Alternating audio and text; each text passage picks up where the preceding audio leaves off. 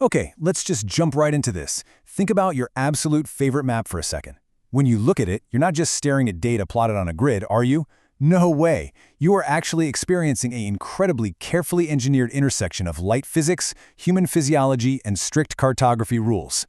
So, welcome to this explainer on color theory and graphic variables in geomatics engineering. Our main goal today is to bridge that gap between the raw physical energy of light and the psychological perception of a map reader. We're going to give you the ultimate toolkit for mastering map design. Here's our quick roadmap for the explainer. 1. Light and visual perception. 2. Additive versus subtractive colors. 3. The color triangle. 4. Understanding graphic variables. And finally, 5. Cartographic color selection. Let's get to it. Section 1. Light and Visual Perception. To really understand color in cartography, we have to start by realizing that color isn't just some static property painted onto an object. It's actually a dynamic event. We use the acronym POLO to break this down. That stands for physics, object, light, observer. The physics part covers the light and the object itself, right? An object can either reflect light back or transmit it. But for a color event to actually happen, you need the observer.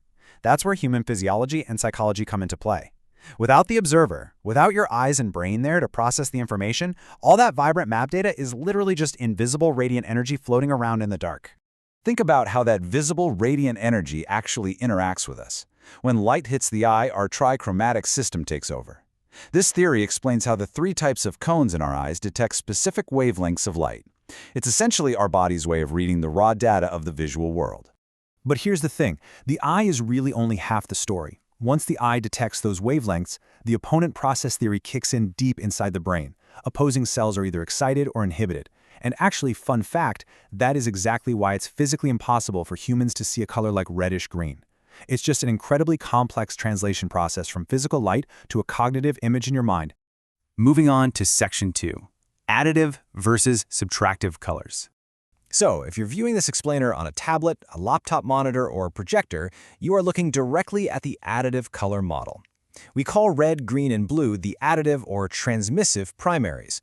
Because color here is being transmitted through a transparent medium, when you add all 3 of these primary lights together at full blast, you get the entire spectrum, pure white light. And conversely, the total absence of that light gives you true black. Now, let's flip the script and see what happens when we introduce physical ink. It's a complete contrast.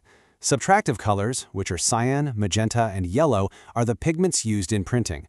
Instead of adding light, they act as literal filters that absorb or subtract light away from the white paper underneath. So while adding all RGB lights creates white, combining those CMY pigments filters out all the light, leaving you with black. Section 3. The color triangle. There is a real geometric harmony to the Maxwell color triangle. It's pretty brilliant. The additive primaries, red, green, and blue, sit right at the outer points of the triangle. Meanwhile, the subtractive primaries, cyan, magenta, and yellow, are placed perfectly between the 2 additive primaries that combine to produce them. It's just a beautifully logical, mathematical representation of color space. But let's be real, raw physics isn't how humans naturally talk. A computer might locate a color using lowercase r, g, and b chromaticity coordinates, but we experience the world through perceptual attributes.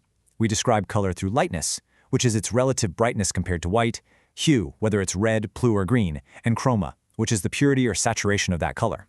Understanding this difference is absolutely vital for map makers who want to design for human eyes, not just computer screens. Section 4. Understanding graphic variables. Okay, to design a truly effective map, you've got to understand Gestalt theory. This is a psychological principle stating that our very first visual sensation is global. It's unified. We do not read a map by looking at isolated parts. We immediately perceive relationships. The parts are completely inseparable from the whole. If your symbols clash, your entire map is going to fail the reader at their very first glance. And this brings us right to the foundational system of thematic cartography, graphic semiology, developed by Jacques Bertin.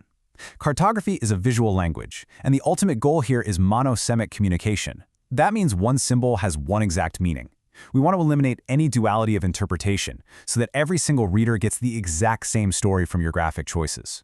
To achieve that kind of crystal-clear communication, Bertin defined what he called the retinal variables. These are the fundamental, measurable differences in map elements as perceived by the human eye.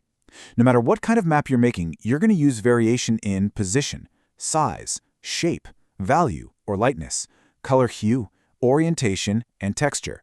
Let's look at how these properties actually function in our brains, practically speaking. For instance, shape is almost never selective. So if you want someone to spot a specific pattern, don't just change a tiny circle to a tiny square, change the color.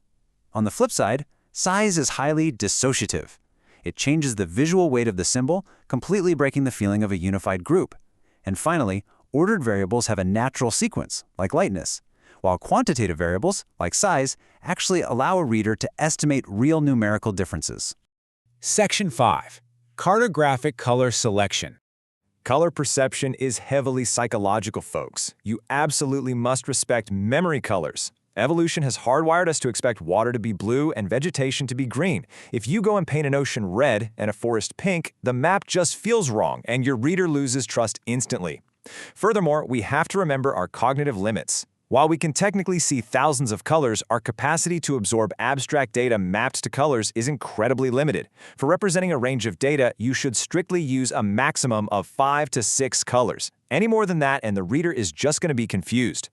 So what are the definitive best practices for your next big project? First, ensure legibility with high contrast. You got to be really careful using bright colors against grayish backgrounds. Second, rely on conventional hues to speed up communication. Third, use those visual variables correctly. Darker values should universally represent more of a quantity, while brighter values represent less. And finally, always strive for overall visual harmony. As we wrap up this explainer, I want to leave you with one final thought. A true cartographer doesn't just toss data onto a grid. Knowing what you know now about the physics of light, the biology of the eye, and the psychology of Gestalt theory and visual variables, when you build your next map, are you just plotting data, or are you engineering a masterful perceptual experience? Use your colors wisely and elevate your maps from simple graphics into true art. Thanks for joining me on this explainer, and I'll see you next time.